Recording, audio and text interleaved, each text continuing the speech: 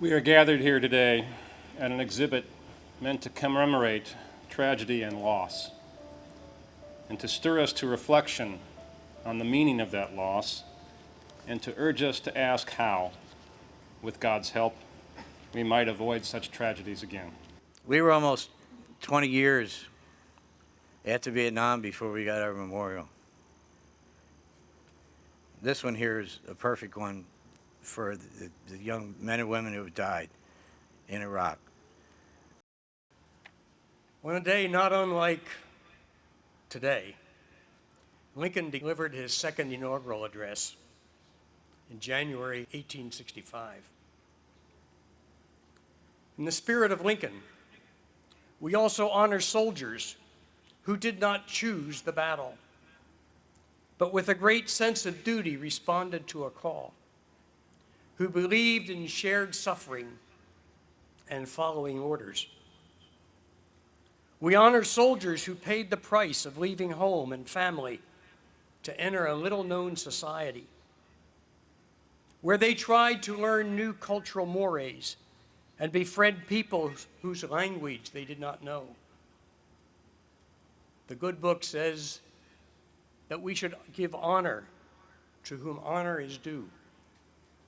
Hence, we honor those who suffered in the course of fulfilling a mission, and in our case today, sacrificed their very lives. This is David Michael Branning. David was killed in Fallujah November 12, 2004. He was shot in the throat as he kicked in the front door of a home that was occupied by someone who was defending it. Someone who I imagine felt much like we might feel if our country were invaded and someone were kicking in our front door. It took me 25, 30 years to speak publicly about being involved in killing someone in Vietnam.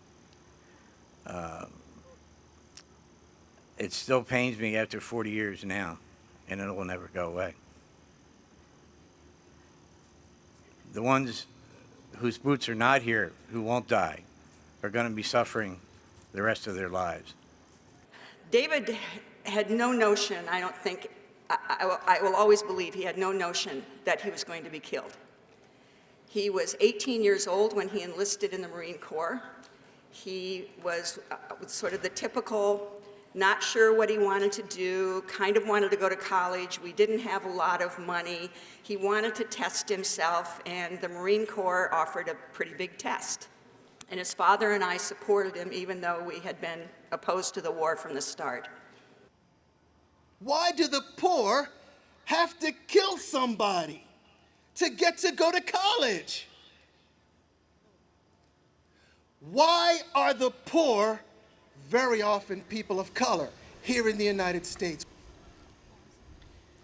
U.S. military casualties from Pennsylvania. Private First Class Nils George Thompson, age 19. We who are black and poor, the darker ones, suffer loss of loved ones, the human cost of war. And they did not come. For days, weeks, no Red Cross, no FEMA, no National Guard, abandoned as dead bodies float Center Street, a cesspool of Katrina's victims. There is no rest for weary bones, no food, no clothes, no shelter from the storm, for we are dying alone, thirsting, decaying souls, and they did not come. For days, weeks, no Red Cross, no FEMA, no National Guard, abandon this, the human cost of war between classes, and we fight for recognition as we cease to be. When we began thinking about and planning for this weekend with the theme of the human cost of war, when I began to consider the kinds of counts, the kinds of costs that are rarely counted, I thought of a woman I know whose son had signed up for the Guard during peacetime to help him pay for college. Not long after the war started, he got word that he was to be deployed. Unable to stand the thought of it, this young man drove his car off a bridge. He did not die, but he was severely paralyzed. His mother, now approaching 70 years of age, has been unable to retire because she needs her job to pay for his care. She is also unable to put her feet up when she gets home from work because she has a child to take care of. Now you may say, yes, but at least she has her child, which is more than the parents of 1,914 other Americans can say. And you are right. But there has been a cost borne by a child, a cost borne by parents, and a cost borne by all of us, though we never even counted it. And that is why I think of my friend when I think of the human cost of the Iraq War. Sergeant First Class David Saley, age 34.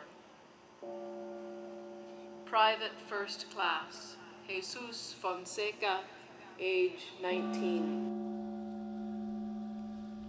Iraqi civilian casualties. Arij Haki, age 11. 12 members of the Bakat Hassan family, ages unknown.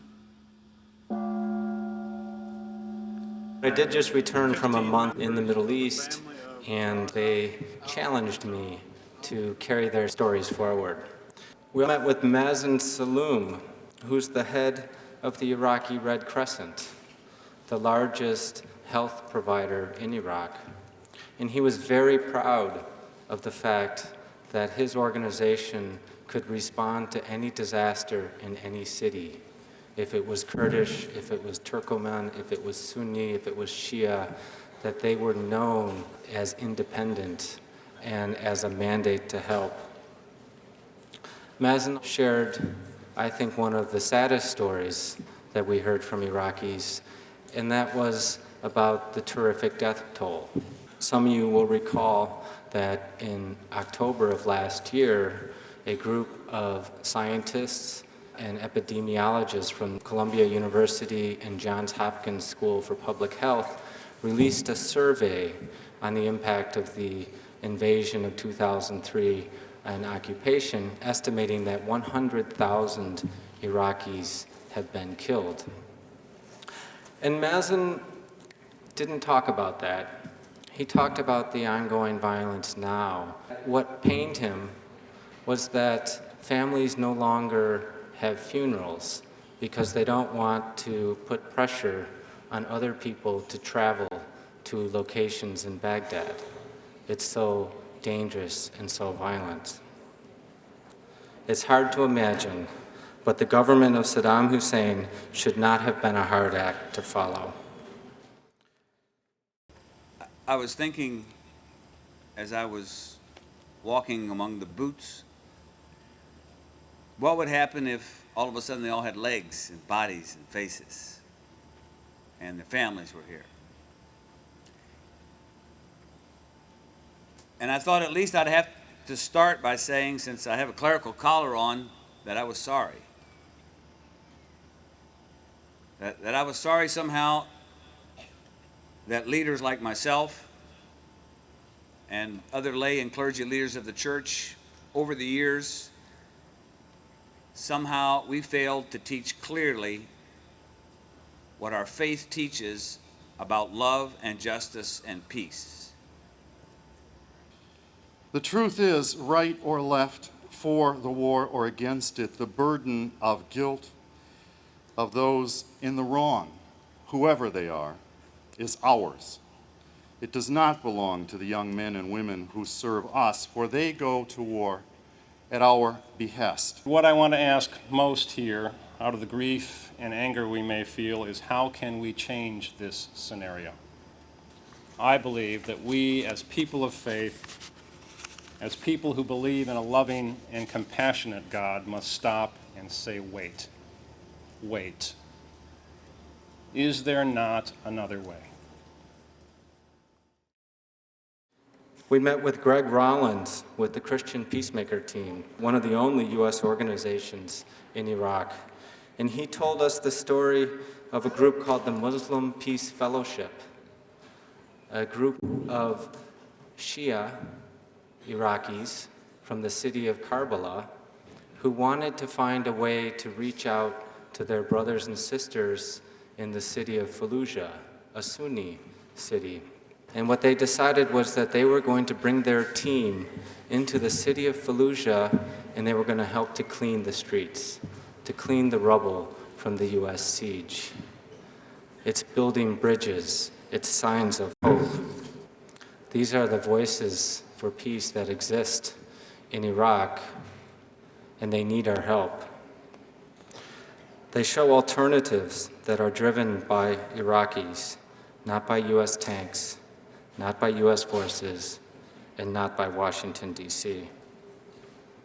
We have great challenges to challenge our government's policy, but we should leave with one clear thought, that we have the same obligation to those dislocated and suffering in Iraq from the invasion and occupation as we have towards those who've been dislocated and suffering from the storms in the Gulf. Open your eyes, Lancaster. Open your eyes to the human cost of the war in Iraq. What might have we done here in Lancaster with our little portion, our little share, the $321 million that we have paid into the war? We could have provided health care for 57,000 people. We could have hired 1,100 elementary school teachers. We could have provided health care for 165,000 children. That's more children than we have in Lancaster. Open your eyes, Lancaster. Open your eyes to the human cost of the war in Iraq. With malice toward none, with charity for all, with firmness in the right, as God gives us to see the right, let us strive to finish the work we are in, to bind up the nation's wounds, to care for him who shall have borne the battle, for his widow and his orphan, to do all that may achieve a just and lasting peace among ourselves and among all nations. The third, age 33. Specialist Tracy L. Larimore, age 30. What I ask of you is to not be afraid to talk to people who disagree with you. Talk to the people who support the war and find out what's at the heart of that. My hunch is you will find out that they're afraid, and they're afraid to question what they're being told. We're all afraid. But if we keep shouting at each other, we'll just keep pushing the divide. Continuing U.S. military casualties, Lance Corporal Chad B. Maynard, age 19. Private First Class Leroy Harris Kelly, age 20. Captain Richard J. Gannon II, age 31. Sergeant Brian M. Wood, age 21. Staff Sergeant Victor A. Rosalamelli, age 29. Lance Corporal Brad S. Shutter, age 21. Private First Class George D. Torres, age 23.